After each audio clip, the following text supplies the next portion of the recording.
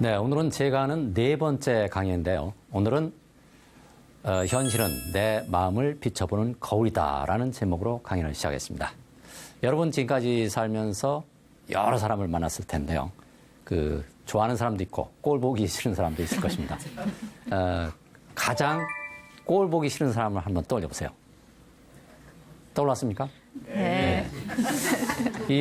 만일 내일 꼴 보기 싫은 사람을 만난다면 어떤 생각이 들까요? 당연히 꼴 보기 싫다라는 생각이 들 겁니다. 그래서 현실을 보면 내 마음속에 있는 생각을 볼 수가 있습니다. 아주 당연한 얘기지만 그래서 마음속에 펼쳐지는 현실이 내가 육안으로 보는 현실입니다. 이런 간단한 이치를 한번 자세히 알아볼게요. 여기 지금 한 할머니가 보이는데요. 이 할머니는 102살입니다. 이제 젊었을 때는 댄서로서 활동을 했는데 젊었을 때 댄서로 활동할 때 이제 모습이 보이죠. 그런데 저 비디오를 가만히 보면은 저것은 이미지의 연속이라는 사실을 알 수 있습니다. 사실 인생 전체가 이미지의 연속입니다. 이 할머니가 이제 요양원에 앉아서 요양원 침대 위에 누워서 자기의 지난 날들을 이렇게 되돌아보는데요. 지난 날 이렇게 다 되돌아보면은 자기가 젊었을 때 어떤 활동을 했는지 그 이미지 속에 모든 감정이 다 배어 있습니다. 그 이미지를 보는 순간 감정은 저절로 다 솟아오르게 되어 있어요. 그래서 우리가 옛날 사진을 한 장 볼 때도 그 사진 한 장 속에 모든 정보가 다 들어있죠. 예를 들어서 초등학교 다닐 때 소풍 갔던 그 장면을 찍은 사진이 딱 그 장면을 보는 순간 그 속에 이때 친구는 누구누구였었지. 그때는 어디를 갔었지. 그때는 내 느낌이 어땠었지. 또 그때는 얼마나 기뻤었는지. 또 그때 소풍 갈 때 도시락은 엄마가 어떻게 싸줬는지 이게 다 떠올라요. 그래서 이미지를 볼 때 그 감정이라든가 생각이 다 떠오릅니다. 그 인생 자체가 이미지를 보면 내 마음속에 갖고 있는 생각이나 감정을 떠올리도록 설계가 되어 있습니다. 자, 그러면 인생은 어떤 식으로 설계가 되어 있을까? 모든 것은 우리는 이제 아주 생생한 현실을 보잖아요. 그런데 이거를 쪼개서 보면 1초에 만 44번으로 쪼개면 어떻게 될까? 1초에 만 44번으로 이렇게 그 순간을 딱 쪼개서 보면은 사실은 아무것도 존재하지 않습니다. 왜냐면은 1초에 만 44번 이렇게 빛이 이렇게 명멸하면서 사람처럼 보이는 거예요. 현실처럼 보이는 거예요. 그러니까 모든 것은 빛이 반짝반짝반짝 하면서 사람처럼 이렇게 형상을 만들어주는 겁니다. 이것도 마찬가지고 이것도 빛이 반짝반짝하면 1초에 만 44번 명멸하면서 실제로 존재하는 것처럼 보입니다. 이게 명멸하면서 진동이 생겼죠. 반짝반짝반짝 이렇게 하면서. 진동이 생기면 또 소리도 나요. 왜냐면 오락내리하니까 소리가 나죠. 그 이치를 여기서 한번 살펴볼게요. 자, 여기 이제 파도가 있는데 우리가 외견상 보면은 파도죠. 파도가 올랐다가 내려갔다가 올라갔다 내려갔다. 그런데 올라가는 힘은 어디서 나올까? 올라가는 에너지는 원래는 텅 비어있는데 아무것도 없는데 올라가는 에너지는 없는 거가 새로 생겼으니까 플러스 에너지예요. 그런데 올라가는 에너지는 내려가는 에너지를 미리 빌려서 올라가는 거예요. 에너지를 빌려서 올라가는 거예요. 플러스 에너지. 그런데 내려갈 때는 또 마이너스 에너지가 되죠. 내려가는 에너지를 이용해서 또 올라가는 거예요. 플러스 에너지. 그럼 또 내려가는 마이너스 에너지가 또 생기고 내려가는 마이너스 에너지를 빌려서 또 플러스 에너지가 생기고 오락내락 오락내락. 그런데 플러스 에너지와 마이너스 에너지 다 합치면 제로가 돼버리죠. 텅 비어버리죠. 왜냐하면 올라가는 에너지 플러스 에너지 빼기 내려가는 에너지 마이너스 다 합쳐버리면 제로죠. 그래서 양자 물리학에서는 이 물리학자들은 우주는 텅 빈 공에서 탄생한다. 이렇게 말하고 있어요. 이제 이 그림 하나만 보니까 다 이해가시죠? 네. 어려운 것 같지만 아주 쉽습니다. 제가 팔을 이렇게 들어 올리는 것도 마찬가지입니다. 제가 팔을 이렇게 딱 들어 올릴 때는 들어 올리는 에너지는 플러스 에너지입니다. 그런데 들어 올리면 내려가야 돼요. 그렇잖아요. 이건 마이너스 에너지예요. 들어 올림도 없고 내림도 없어요, 사실은. 올리지 않으면 내려가는 도 없잖아요. 그러니까 다 제로예요. 사람이 이렇게 태어난 것도 사실은 제가 존재하는 것 같지만, 전전 강의 시간에도 말씀드렸지만은, 제 몸의 그 70%는 물이죠. 네. 그럼 제 몸에서 물을 빼면은 제 몸의 70%가 사라지죠. 나머지 30%는 음식을 먹어서 생기는 뼈, 살, 근육인데, 그 음식을 다 빼버리면 나머지 30%도 사라지죠. 없죠? 네. 없는데 보이잖아요. 네. 헛개비로 보는 겁니다, 여러분. 그래서 사실은 저 멀리서 보면 다 이미지로 보이는 거예요. 그래서 10년 뒤의 시점에서 지금 이 장면을 보면은 마음속에 이미지로 딱 남아있죠. 우리가 죽는 시점에서 딱 인생 전체를 되돌아보면은 뭐가 보이겠습니까? 마음속에 그냥 이미지로만 딱 보이는 거예요. 더 만질 수도 없고, 육안으로 볼 수도 없고, 들을 수도 없고, 냄새도 맡을 수도 없고. 그래서 죽는 시점에서 모든 것을 인생 전체를 쫙 되돌아보면은 인생은 꿈이구나 하는 걸 깨닫게 됩니다. 그런데 미리 깨달으셔야 돼요. 이거를 죽는 시점에서 깨달으면 아무 소용 없어요. 자, 그러면 아까 이제 이 세상에 존재하는 모든 것은 이 플러스 에너지와 마이너스 에너지로 구성이 되어 있다. 이렇게 말씀드렸죠. 네. 그래서 소리가 나고, 이렇게 오르락내리락 하니까 소리가 나죠. 그 소리가 나는데, 이 물을 이렇게 진동시켜봐요. 소리를 이렇게 들려주면은, 물 자체가 변해요. 이거 보세요. 이게 물입니다. 물인데, 소리의 그 진동수를 점점 높여준 거예요. 계속 빠른 진동수.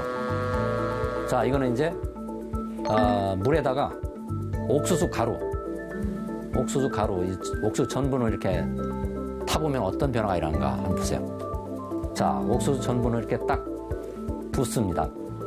옥수수 전분을 부으면 붓고서 저기다 소리를 들려준 거예요. 소리를 들려주면 저렇게 막 모양이 생기죠. 저게 그냥 물인데, 물에다 옥수수 가루를 딱 탔을 뿐인데 저런 모양이 생긴 거예요. 이게 진동하면 이렇게 형체가 생긴 겁니다. 사람도 사실은 진동하는 그 진동체입니다. 이것도 사실은 진동하는 진동체고. 근데 이제 너무 빠르게 진동하니까 우리가 이제 못 알아본 거죠. 자, 이거 보세요. 물이 이런 형태를 만드는 거죠. 진동시키면. 소리를 들려주면 이런 형태를 만들어냅니다. 살아서 움직이죠. 사람도 진동시키면 이렇게 살아서 움직이는 거예요. 그래서 사람을 진동을 안 시키면 어떻게 되냐? 진동을 안 시키면은 죽는 거죠. 네. 그래서 모든 것은 이 진동으로 이루어진다. 그래서 아인슈타인은 이 세상에 존재하는 모든 것은 진동이다. 라고 말했습니다. 뉴욕 시립대 이론 물리학자인 미치오 카쿠 교수는 우주는 물질이 아니라 진동하는 끈들의 교향곡이다라고 말했어요. 다 소리라는 얘기죠. 자, 진동하기 때문에 소리가 나죠. 실제로 잡히는 건 없습니다. 실제로는. 근데 이제 잡히는 것처럼 우리가 이제 느끼는 거죠. 다 진동체인데. 자, 그러면 이제 저 이론적인 거는 골치 아프니까 됐고. 자, 이제 실전에 들어가서. 자, 이제 나보다 먼저 승진한 동료가 있습니다. 그러면 어떤 감정이 올라올까요? 이제 현실은 내 마음속을 비춰보는 거울이라고 했죠. 네. 나보다 먼저 승진한 동료가 있어요. 어떤 감정이 올라올까요? 그 나보다 먼저 승진한 동료를 보고 내 마음속에서 어떤 감정이 움직이는지 이렇게 살펴보는 겁니다. 열등감이 생기죠. 왜? 나하고 똑같이 돌아가는데 별로 나보다 잘난 것도 없는데 먼저 승진했어요. 그러니까 화가 치밀죠. 열등감이 생깁니다. 그럼 열등감이 생긴다는 말은 내가 남보다 뒤졌을 때 열등감이 생긴다는 말은 내가 남보다 높아졌을 때 그때는 우월감이 생긴다는 얘기죠. 똑같은 얘기죠. 내가 남보다 뒤졌을 때 열등감이 생기지 않는다는 말은 내가 남보다 높아졌을 때 우월감이 생기지 않는다는 말이기도 합니다. 내가 우월감, 열등감이 없으면 상대가 동료가 승진을 하든 말든 아무런 움직임이 없어요. 나는 그냥 늘 편안해요. 평온해요. 그래서 그 현실을 보면은 내 마음속에서 어떤 생각이 일어나는지를 알 수 있죠. 근데 그럼 열등감을 아주 내가 심하게 느낄 경우에 그러면 그걸 품고 이제 직장 다니면 얼마나 괴롭겠습니까? 내가 출근했는데 바로 앞에 승진한 그 내 동료가 저기 이제 부장이나 국장이라고 딱 흔히 앉아 있고 나는 그 옆에 이렇게 작은 의자에 앉아 쭈그리고 앉아가지고 그 시키는 일을 해야 되고 그러면 엄청 스트레스가 쌓이겠죠. 근데 그 스트레스를 표현을 할 수가 없죠. 그러니까 억눌러 놓게 돼요. 억눌러 놓으면은 더 거세게 일어나죠. 더 거세게 일어나면은 더 거센 힘으로 억눌러 놔야 되겠죠. 그러면 더 거세게 일어나겠죠. 그럼 더 거세게 억눌러 놓고. 이러다 보면은, 너무 지친다. 그러면 이제, 아이고, 나는 이제 직장 생활 여기 못하겠다. 난 도저히 억울해서 못하겠다, 여기서. 난 이런 꼴 못 보고 산다. 그러면 그럴 때 직장을 옮기고 싶은 생각이 드는 거예요. 자, 질문 있습니까? 우리 흔히 현실 생활을 하다 보면은, 예. 도통한 사람들이 있습니다. 예. 주변에서 무슨 분란이 일어나도 예. 그럴 수도 있지. 그냥 이해하고 넘어가자. 그러고 친구가 동료가 출세를 하면 축하한다. 하고 마음도 그렇게 넘어가고 내가 우월해졌을 경우에도 그럴 수도 있는 거지 하고 평범하게 넘어가는 거. 예. 그게 소위 도통이라고 생각하고 있는데 예. 그 도통을 하기 위해서 많이 노력들을 해도 그게 잘 안 되는 게 범인들로 알고 있습니다. 예. 그 도통을 할 수 있는 마음을 넓히는 방법이 어떤 건가 구체적으로 좀 가르쳐 주셨으면 고맙겠습니다. 예, 아이고, 좋은 질문을. 감정은 이 마음속에서 일어나죠. 마음속에서 일어나기 때문에 마음속을 관찰해야 됩니다. 마음속에서 어떤 감정이 오르내리는지. 감정이라는 것은 아까 설명을 드렸지만은 올라가는 감정이 있으면은 또 내려가는 감정이 있거든요. 그 올라가는 감정이 사라지면 내려가는 감정이 반드시 있어요. 예를 들자면은 내가 어떤 기쁨을 느낀다. 기쁜 일을 해가지고 기쁨을 느낀다. 그러면은 기쁨 이면에는 뭐가 있습니까? 슬픔이 있어요. 기쁜 일이 지나면은 슬픈 일이 반드시 찾아옵니다. 그러면 사랑이 있으면은 사랑이라는 그 에너지가 이렇게 쫙 올라오면은 그 이면에는 미움이라는 감정이 또 숨어 있어요. 필연적으로 일어나는 일입니다. 왜냐하면 한 짝이니까. 올라가는 게 있으면 내려가는 게 있으니까. 그래야 합치면 제로가 되잖아요. 그 다음에 행복이 있으면 올라가면은 또 불행이 있고. 이런 얘기를 들으시면 슬프시죠? 아이고, 그러면 난 마음 놓고 기뻐하지도 못하고, 행복감을 느끼지도 못하고, 사랑하지도 못하는구나. 왜냐하면 그 이면에 그 반대되는 감정이 뒤따라오니까 이렇게 생각하실 겁니다. 그런데 그거는 내가 그 감정과 한 덩어리가 됐을 때의 이야기입니다. 그래서 내가 기뻐할 때, 내가 기쁨이라는 감정과 한 덩어리가 됐을 때, 내 자신이 그 기쁨이다라는 그 기쁨의 에너지 덩어리와 한 덩어리가 됐을 때는 내가 거의 파묻혀버리죠. 거기에 도취돼 버리면은 도취된 그 감정이 이제 사라지면 또 반드시 슬픔이 오거든요.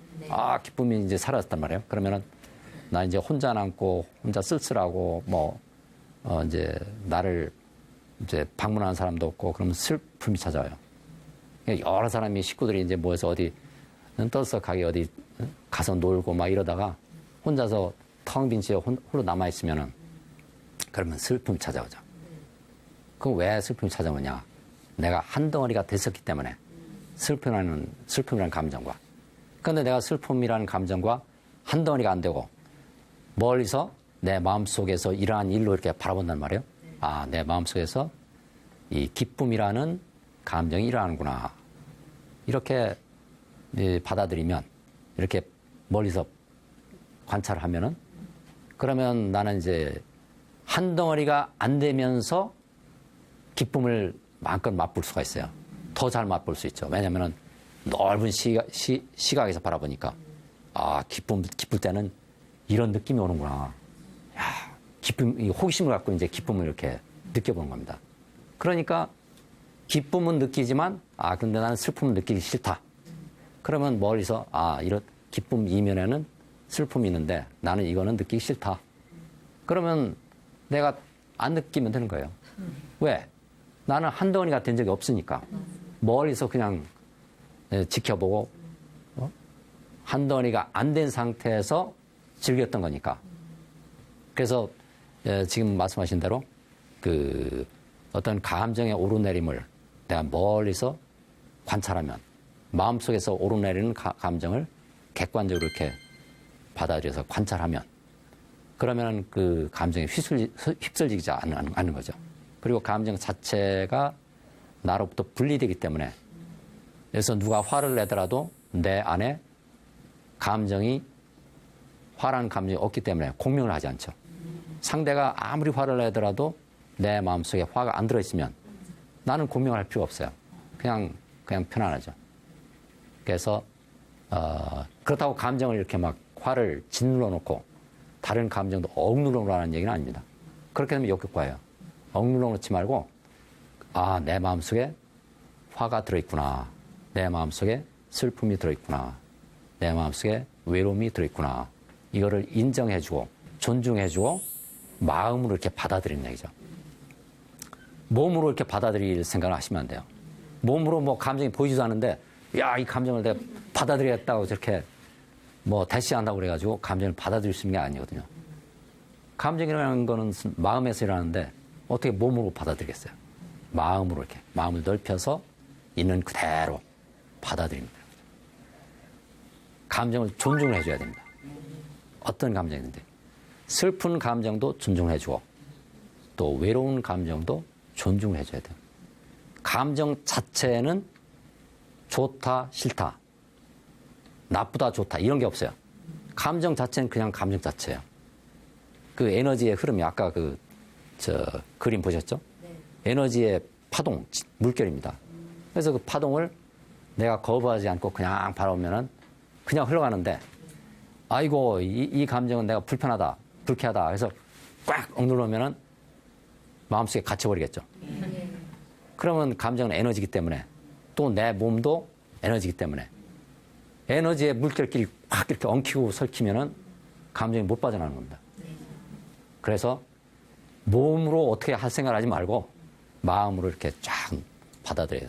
내 몸도 받아들이고 감정도 받아들이고 모든 걸 마음으로 있는 그대로 다 받아들이는 겁니다.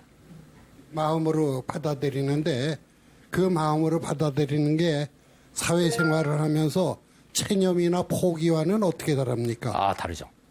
체념이나 포기는 내가 뭔가를 하고 싶은데 하지 않는 거거든요. 내가 능력이 없다. 나는 저거 못한다. 그래서 그것이 이제 체념이나 포기인데, 그 마음이라는 것은 그 어떤 감정도 억누르거나 이게 포기하지 않고 그냥 있는 그대로 보는 겁니다. 있는 그대로. 그래서 나는 체념하고 싶다는 생각이 들면은 그 체념 자체를 이렇게 있는 그대로 존중해줘서 바라보는 것이고, 또 나는 무능력하다라는 생각이 들면 난 무력감이 들 거 아닙니까? 그럼 무력감이 올라오면 무력감 자체를 있는 그대로 존중해서 바라보고, 또 내가 인생살이를 하다가 정말 내가 이런 거는 도저히 할 능력도 없고 하고 싶은 생각도 없고 나는 그냥 시골 가서 모든 걸 다 체념하고 살아야 되겠다. 이럴 때는 그 의도가 어떤 그 마음이 내가 모든 걸 다 내려놔서 이렇게 그런 게 아니라 뭔가를 하고 싶은데 그 욕망을 못 이뤄가지고 저 가는 거거든요. 그럼 그 마음 속에 숨어 있는 감정이 있어요. 뭔가를 이루고 싶은 욕망, 뭔가를 이루고 싶은 욕구. 이 욕구가 있는데 그걸 채우지 못하니까 체념이 생기는 거죠. 그래서 그런 거를 다 존중을 해주고, 아, 내 마음속에 이런 감정이 있구나. 그 상대되는 감정을 둘 다 양쪽을 바라보면 어느 한쪽과도 동의시키지 않게 돼요. 그래서 내가 사랑에 빠졌을 때, 아, 사랑 이면에는 미움이 있구나. 그럼 사랑과 미움 양쪽을 다 바라보면 어느 한쪽과 나를 동의시키지 않기 때문에 어느 한쪽 감정에 내가 휘말리질 않죠. 그래서 사랑할 때도 좋고 미움이 올라와도 좋고. 왜? 그건 나의 일부가 아니니까. 그냥 흘러가는 감정이니까. 그러니까 늘 편안하죠. 내 마음이 늘 편안하면 인생 자체도 편안하게 전개됩니다. 내 마음속에 이 슬픔이라는 감정이 탁 붙들려 있으면, 갇혀 있으면은 인생은 슬프게 전개돼요. 왜? 슬픔이라는 감정 에너지의 주파수와 맞는 그런 일들이, 사람들이, 그런 감정을 품고 있는 사람들이 나한테 끌려오거든요. 그렇잖아요?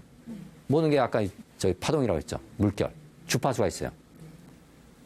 그래서 그 데이트할 때도 그 결혼 상대를 아무나 만나는 게 아닙니다. 데이트 상대도 아무나 만나는 게 아니고 마음속에, 무의식 속에 감정이 들어있는데 그 감정의 주파수와 맞는 사람이 무의식적으로 이렇게 끌려오는 거예요. 우리 두뇌는 모르지만 아까 이제 무의식을 제가 설명드렸죠. 이 3, 4m 공간에 이렇게 무의식적인 그 감정들이 이렇게 들어있는데 이 감정들이 다 주파수가 달라요.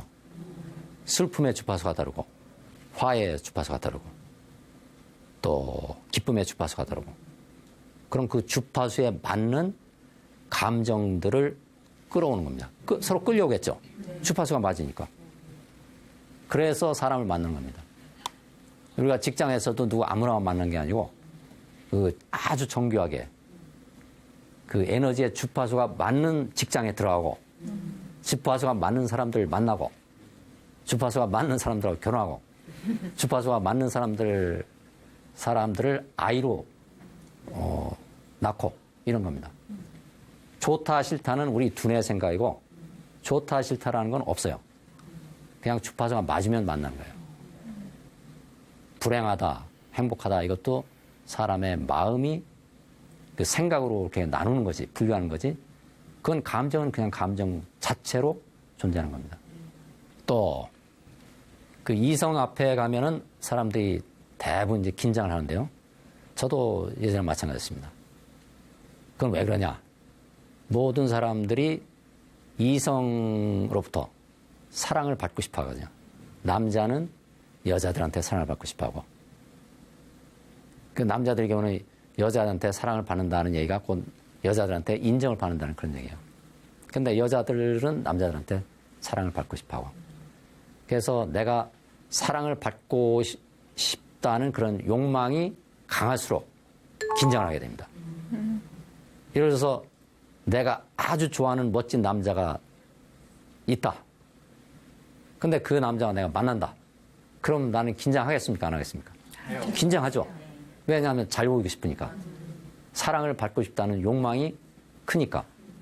근데 내가 그러면 100세 된 할머니, 할아버지들하고 이렇게 대면한다. 그럼 어떤 성적으로, 물론 이제 인간적으로야 이제 다 뭐 그런 건 이제 다른 문제고, 성적으로 내가 끌리겠습니까? 안 끌리겠습니까? 안 끌리죠. 그거는 뭐 이제 본능적인 거니까. 그래서, 그럴 때는 긴장을 하겠습니까? 안 하겠습니까? 안 해요. 긴장을 왜 안 합니까? 안 그러니까. 예, 맞습니다. 내가 잘 보이고 싶은 욕망이 있을 때만 잘 보여야 되겠다는 욕망이 생기고. 그러니까 그 앞에서는 내가 긴장을 하죠. 잘 보이지 않으면 내가 사랑을 받지 못하니까. 그래서, 내가 어디 대중 앞에 서서 이 연설을 한다. 또 발표를 한다. 이럴 때 엄청나게 긴장을 하는데, 그건 왜 그러냐? 내가 잘 보이고 싶거든요. 잘 보여서 인정을 받고 싶고 사랑을 받고 싶고 그러면 내 생존에 유리하죠. 그럼 발표 하나 잘하고 내가 어디 혹시 압니까? 나중에 어디 취직 자리가 들어올지. 이제 그런 여러 가지 이유 때문에 이런 이제 잘 보이고 싶어 하는 욕망을 갖고 있습니다. 사랑받고 싶다. 그래서 내 마음속에서 어떤 감정이 솟아오르거나 이럴 때는 그 감정이 불편하다고 느낄 때는 반드시 그 이면에 짝이 되는 감정을 같이 보라는 얘기죠. 내가 긴장한다. 이성 앞에서는 지나치게 긴장한다. 떨린다. 그럴 때는 이 감정 이면에는 내가 이상에게 잘 보이고 싶어하는 욕망이 있구나. 그 감정을 두 개를 다 동시에 보면은 합치면 저러죠. 숨어있는 감정하고 표면에 나타나는 감정을 이렇게 합쳐서 딱 보면은 내가 어느 감정에게도 휘말려 들지 않습니다. 객관적으로 보게 되니까. 또 제가 이제 아는 저희 동료 중에 회사에서 저 젊은 시절에는 별로 인정을 못 받다가 막판에 임원으로 승진한 사람이 있어요. 그런데 저한테 그런 말을 해요. 이게 너무나 좋은데 늘 불안하다. 내가 이렇게 행복해도 되는지 불안하다. 여러분도 아마 그런 경험이 있으실지 모르겠습니다. 이게 너무나 좋은 일이라는데 이게 꿈만 같아서 언제 이거 사라질지 모른다. 이게 불안감이 드는 경우. 그건 왜 그러냐면은 이 행복감을 붙잡고 싶은 감정이 있거든요. 붙잡고 싶으니까 그 행복감을 놓칠까봐 두려운 거예요. 그러니까 불안하죠. 그래서 불안감 이면에는 붙잡고 싶은 욕망이 있는 거예요. 그러니까 둘 다를 보면은 불안이 사라지죠. 내가 이렇게 불안해하는 것은 이 행복감을 붙잡으려 하고 있구나. 붙잡으려는 그 감정을 내가 인정을 해주고 받아들이면은 거기 같이 붙어 있는 그 불안감도 떨어져 나가죠. 짝이 되는 감정은 늘 이렇게 붙어 있어요. 동전의 양면처럼. 앞면만 우리가 이제 인식을 하고 뒷면을 인식을 하는데 동전의 양면을 둘 다 받아들이면 어느 한쪽 면에 휩쓸리지 않게 되는 거죠. 툭 하면 그 아침에 전화하는 그 시어머니가 있습니다. 그런데 전화해서 오늘 아침 밥 잘 먹여서 출근시켰냐? 이렇게 물어봐요. 흔히 듣는 얘기죠. 네. 거의 대부분이 그럴 겁니다. 그러면은 이게 며느리의 입장에서는 기분이 좋겠습니까? 안 좋겠습니까? 안 좋죠. 왜 안 좋습니까? 그거 이렇게 간섭하는 것 같고. 잔소리하는 거. 네, 잔소리하는 것 같고. 왜 이렇게 하루 이틀도 아니고 몇 달, 몇 년 동안 계속 이렇게 똑같은 잔소리를 하나. 미운 생각이 올라와요. 미움이. 시어머니 밉다. 시어머니가 이렇게 자꾸 전화질하고 지적질하고 그러면은 참 밉다. 미움이 올라와요. 근데 그 미움을 자꾸 억눌러 오면은 어떻게 됩니까? 점점 더 미워지죠. 왜? 미움을 억눌러 오면은 이게 이 억눌린 미움이라는 그 에너지가 더 거세게 저항을 하거든요. 그럼 더 세게 억눌러요. 그럼 더 세게 올라옵니다. 그렇게 억눌러 놓은 상태에서 시어머니 전화 목소리가 딱 들리면은 자극을 받죠. 더 미운 거죠. 가슴이 떨리기도 하고 이제 나중에는. 나중에 이제 명절 때 저 시어머니하고 만난다. 그러면 이제 어쩔 수 없긴 한데 막 이제 몸도 긴장되고 이 근육도 긴장되고 이렇습니다. 왜냐하면 참았기 때문에. 참은 감정을 이렇게 억눌러 오면은 그게 몸에 이렇게 나타나는 겁니다. 그 감정을 억눌러 놓기 위해서는 어마어마한 이제 생각의 에너지가 이렇게 생각의 힘으로 눌러놓는 거거든요. 그러니까 이제 저희 감정의 원인이 되는 사람과 마주칠 때는 그게 극도로 이제 감정이 이제 솟아오르는 거죠. 그래서 이럴 때는 어떻게 대처를 했냐? 그 감정을 인정을 해줘야 됩니다. 인정을 하는데 그 감정만 인정해준다고 사라지는 게 아니고 미움이라는 감정만 인정해준다고 사라지는 게 아니고 이 동전의 앞면만 그 인정해 준다고 그 동정이 사라지는 거 아니죠. 그 뒷면에 어떤 감정이 숨어 있는지를 봐야 돼요. 그거는 내가 시어머니한테 사랑을 받고 싶거든요. 그렇잖아요. 사랑받지 않고 지내면 불편하잖아요. 남편하고 헤어질 것도 아닌데. 그러면은 시어머니한테 사랑을 받고 편안하게 지냈으면 좋겠다라는 욕망이 숨어 있는 거예요. 그래서 내 미움 이면에는 사랑받고자 하는 그 감정이 숨어 있구나. 그걸 인정을 해주고 받아들이면 두 가지 감정, 어느 한쪽 감정에도 쏠리지 않으니까 나로부터 분리되겠죠. 그러니까 감정이 사라지는 거예요. 감정이 다시 또 오르더라도 나는 그 감정에 휩쓸리지 않은 거예요. 이 감정이 또 올라오네 하고 바라보면 가볍게 이제 사라지죠. 또 올라오면 또 바라보고 그러면은 점점 그게 이제 완전히 이제 사라져버려요. 그 감정이 아주 세면은 미움의 감정이 아주 세면은 시간이 오래 걸리고 미움의 감정이 가벼우면 쉽게 떨어져 나가고. 그런데 이렇게 인식하는 것만으로 인정해 주는 것만으로 받아들이는 것만으로 이 감정은 떨어져 나기 시작합니다.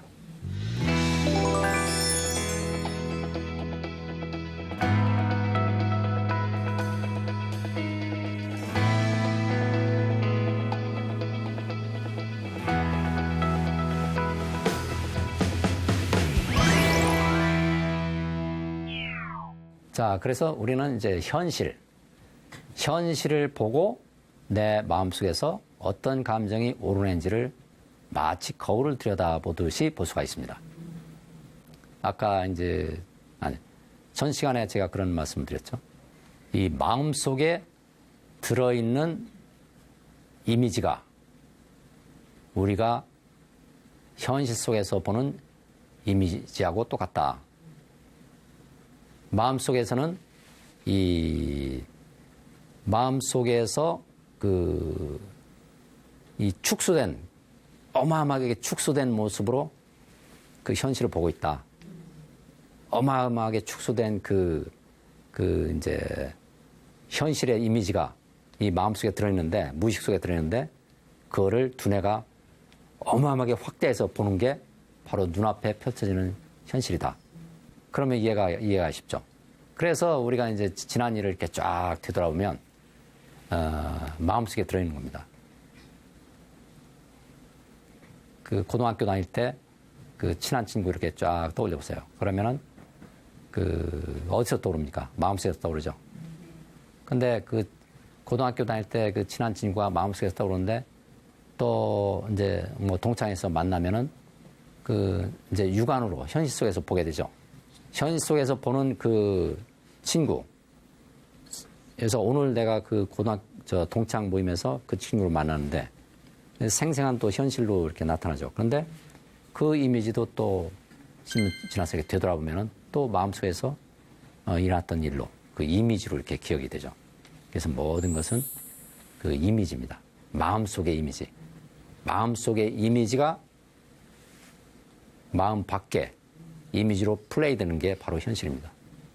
그래서 마음 밖에서 플레이되는 이미지, 현실 속의 이미지를 보면 내 마음속에 어떤 이미지가 숨어 있는지 알 수 있고 그 이미지 속에는 감정이 배었기 때문에 현실 속에서 어떤 이미지를 보면 감정이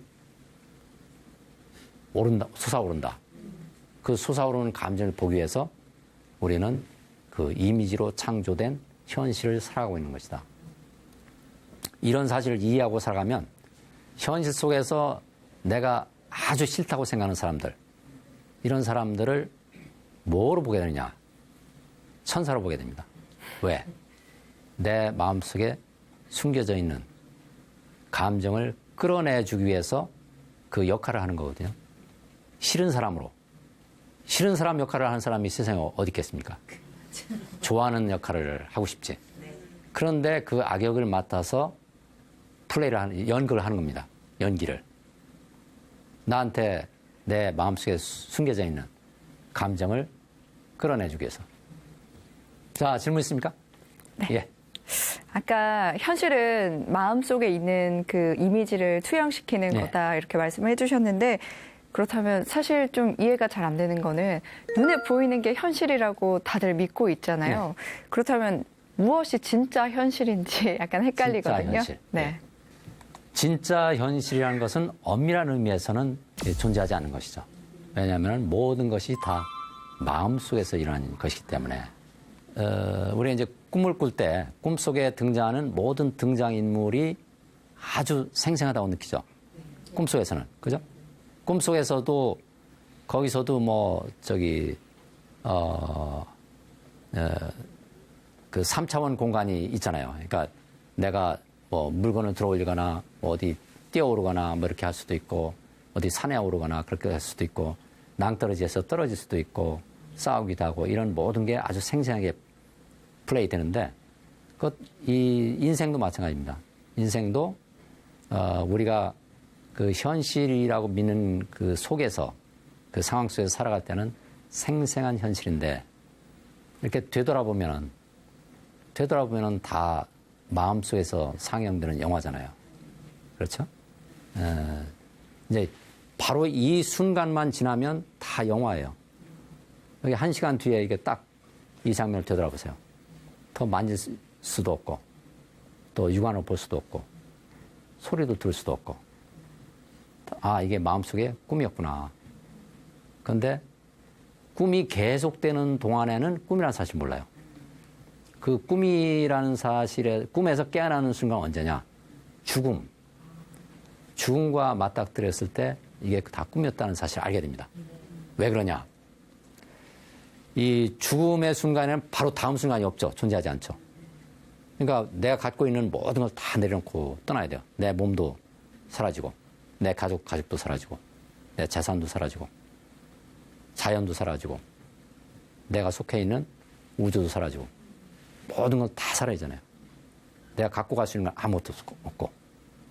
그러면은 미래가 존재하지도 않고, 또 과거도 이렇게 되돌아보니까 만질 수 있는 것도 없고, 볼 수 있는 것도 없고, 다 마음속에서만 일어나는 일이죠.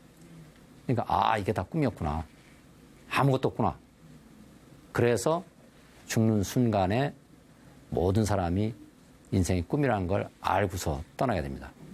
근데 그 전에는 꿈 속에 있기 때문에, 그리고 바로 내일이라는 현실이 또 이어지기 때문에, 내후년이라는 그 시간적으로 그 현실이 계속 존재하기 때문에, 아, 이건 현실이다. 이렇게 착각하는 거죠. 꿈 속에 있을 때는 꿈이라는 사실을 모르지만, 꿈이 끝나는 순간, 꿈에서 깨어났을 때, 잠에서 깨어났을 때는, 아, 꿈이었구나 하는 사실을 알죠. 인생도 마찬가지입니다. 인생이 끝나는 시점에서는, 아, 이게 꿈이었구나 하는 사실을 알지만, 그 꿈이 꾸어지는 과정 속에 있을 때는 미래가 있다고 믿기 때문에 꿈이라는 사실을 실감하지 못하게 된 것이죠. 아까 제가 말씀을 드렸죠. 우리는 인생을 살아가면서 온갖 감정의 소용돌이, 감정의 롤러코스터를 타게 되는데요. 오름이 있으면 내림이 있고, 오름이 있으면 내림이 있습니다. 그런데 우리가 반드시 기쁨을 겪을 때, 기쁨을 겪는다고 해서 반드시 그 이면에 있는 반대되는 감정, 슬픔을 겪어야 할 이유는 없습니다. 그리고 행복을 겪는다고 해서 반드시 그 이면에 있는 불행을 겪어야 될 이유도 없는 거고요. 또 사랑을 겪는다고 해서 그 이면에 있는 그 미움을 반드시 겪어야 될 이유가 없습니다. 왜냐하면 그 감정의 이치를 알면, 이 감정 자체가 나가 아니라는 사실을 알면, 감정 자체가 마음속에서 흘러가는 에너지의 흐름이라는 사실을 알면, 어느 감정과도, 어느 한쪽 감정과도 나 자신을 동일시키지 않게 됩니다. 내가 예를 들어서 기쁨이라는 감정과 나를 동일시키지 않으면 그 기쁨 이면에 슬픔이라는 감정과도 동일시킬 필요가 없는 겁니다. 기쁨을 내가 마음껏 맛보면서 슬픔이라는 감정은 맛보지 않을 수도 있습니다. 그건 나의 선택입니다. 그래서 우리가 이 감정의 오르내림을 이해하지 못하면 그 감정의 소용돌이 속에 빠져서 거기에 휘말려서 고통스러운 현실을 살아가게 되는데요. 그 감정이 흘러가는 오르내리는 이치를 이해하면 감정의 노예가 아니라 감정을 부리는 마음대로 사용할 수 있는 자유자재로 부릴 수 있는 감정의 주인이 되는 것입니다. 제가 4주간에 걸쳐서 그 강연을 했는데요. 제가 드린 강연이 우주의 이치를 깨닫고 마음의 이치를 깨닫는데 조금이나마 보탬이 됐으면 하는 그런 바람입니다. 감사합니다.